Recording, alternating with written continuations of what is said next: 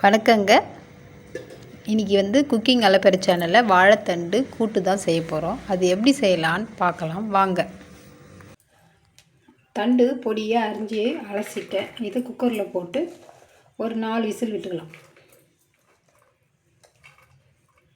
இதில் மஞ்சள்தூள் கொஞ்சம் போட்டுக்கலாம். கொஞ்சமாக தண்ணி ஊற்றிக்கலாம். ஒரு 3 விசில் விட்டுக்கலாங்க. கூட்டு செய்ய 100 கிராம் கடலைப்பருப்பு, கொஞ்சமாக பாசிப்பருப்பு போட்டு இது ரெண்டுத்தையும் கழுவி ஒரு 3 விசில் வச்சுக்கலாம். இது முழுகிற அளவு தண்ணி ஊற்றிக்கலாம். ஊற்றிட்டு ஒரு 3 விசில் வச்சு வேக வச்சுக்கலாம். ஒரு கரண்டி எண்ணெய் வச்சு கடுகு போட்டுக்கலாம். வச்சுங்க 2 வெங்காயம் அரிஞ்சு வச்சுருக்கேன், அது சேர்த்துக்கலாம். பெரிய சைஸ் பச்சை மிளகா 2 விதெல்லாம் எடுத்துட்டு அதை 2 சேர்த்துக்கலாம். கருவேப்பிலை இது பாருங்கள், இந்த அளவுக்கு வதங்கினா போதும். நம்ம கூட்டு செய்கிறதுனால ரொம்ப வதங்க தேவையில்லை. இப்போ நம்ம தக்காளி சேர்த்துக்கலாம்.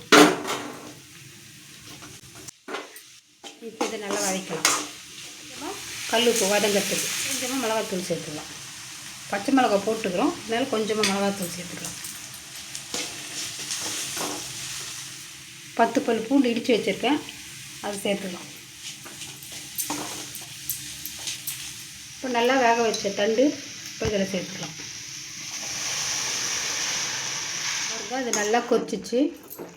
இப்போ நம்ம வேக வச்ச பருப்பு இதில் சேர்த்துக்கலாம்.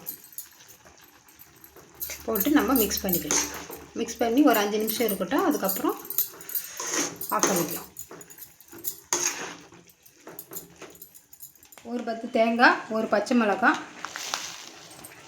கொஞ்சமாக சீரகம் இதை அரைச்சி நம்ம அந்த கூட்டில் சேர்த்துக்கலாம். குறைன்னு அரைச்சி அந்த பேஸ்ட்டு, தேங்காய் பேஸ்ட்டு இதில் ஊற்றிக்கலாம்.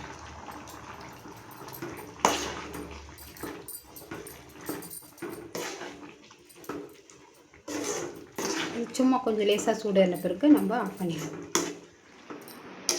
தண்டு கூட்டு ரெடி ஆகிடுச்சிங்க. நம்ம ஊற்றின அந்த சீரகம், பச்சை மிளகா, தேங்காய் அரைச்சி ஊற்றின இந்த வாசம் செம்மையாக இருக்குதுங்க. ரச சாதத்துக்கு இந்த கூட்டை வச்சு சாப்பிட்டா சூப்பராக இருக்கும். இந்த மாதிரி நீங்களும் ட்ரை பண்ணி பாருங்கள். பார்த்துட்டு எங்களுக்கு கமெண்ட் பண்ணுங்கள், லைக் பண்ணுங்கள், ஷேர் பண்ணுங்கள், சப்ஸ்கிரைப் பண்ணுங்கள். மறக்காமல் பெல் ஐக்கான் ப்ரெஸ் பண்ணுங்கள். தேங்க்ஸ் ஃபார் வாட்சிங்.